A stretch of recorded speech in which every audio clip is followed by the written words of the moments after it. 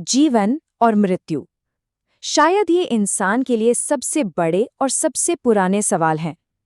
लेकिन क्या हो अगर इन सवालों के जवाब एक प्राचीन ग्रंथ में पहले से ही मौजूद हों?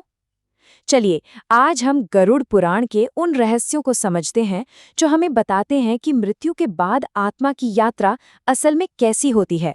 ये एक ऐसा सवाल है जो हम सबको कभी ना कभी परेशान करता ही है।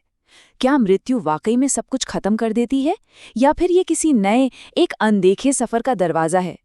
गरुड़ पुराण की माने तो ये कोई अंत नहीं है, बल्कि सिर्फ एक नई शुरुआत।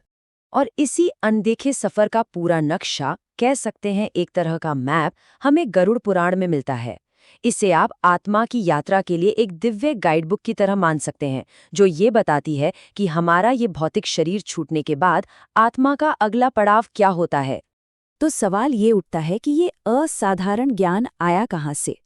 देखिए, ये पूरा ग्रंथ असल में भगवान विष्णु और उनके दिव्य वाहन गरुड़ के बीच हुई एक गहरी बातचीत है। मतलब, ये कोई साधारण कहानी नहीं, बल्कि सीधे ब्रह्मांड के संरक्षक से मिला हुआ ज्ञान है, जो इससे और भी गहरा और विश्वसनीय बना देता है। अब इस पूरी यात्रा का जो आधार है, वो एक ही सिद्धांत पर टिका हुआ है। एक ऐसा नियम जो हम सब पर लागू होता है, और वो है कर्म का सिद्धांत। गरुड़ पुराण के हिसाब से मृत्यु के बाद आत्मा का रास्ता कैसा होगा, ये पूरी तरह से हमारे ही कर्म तय करते हैं। तो ये कर्म आखिर है क्या?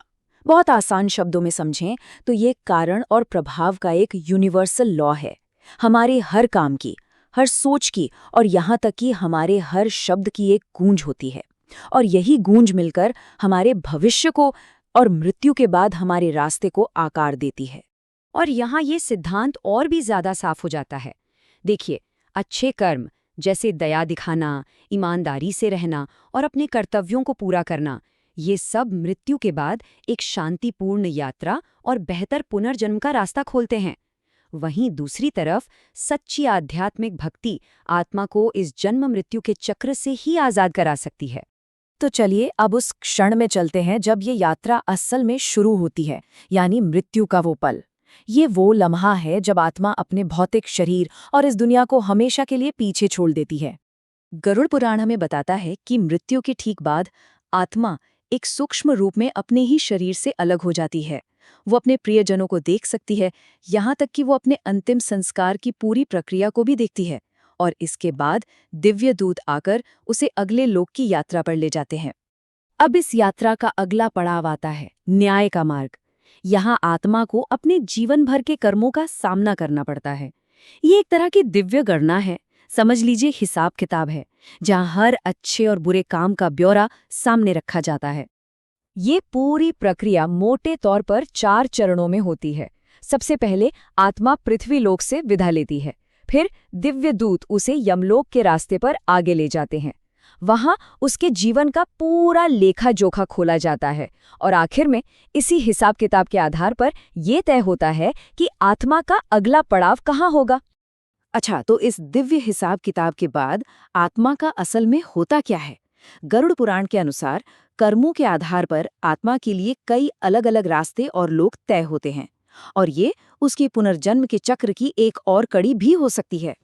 तो कर्मों के आधार पर आत्मा के लिए कई रास्ते खुलते हैं। जिनके कर्म बहुत अच्छे होते हैं वो स्वर्गलोक में सुख भोगते हैं। बुरे कर्म आत्मा को नरक या अधोलोक की ओर ले जाते हैं। और जिनके कर्म मिले जुले होते हैं वो अपने कर्मों का फल भोगने के लिए फिर से पृथ्वी पर जन्म लेते हैं। लेकिन इन सबसे परे एक सबसे ऊंचा लक्ष्य है, और वो है मोक्ष, यानी इस पूरे चक्र से ही आजादी। तो ये मोक्ष का मतलब क्या है? ये इस पूरी यात्रा का, इस पूरे चक्र का परम लक्ष्य है। इसका सीधा सा मतलब है आत्मा का जन्म और मृत्यु के इस अंतहीन लूप से हमेशा हमेशा के लिए मुक्त हो जाना और परम चेतना के साथ एक हो जाना। लेकिन सवाल ये है कि मोक्ष तक पहुंचने का रास्ता क्या है? गरुड़ पुराण हमें बताता है कि ये सिर्फ एक नहीं, बल्कि कई मार्गों का संगम है।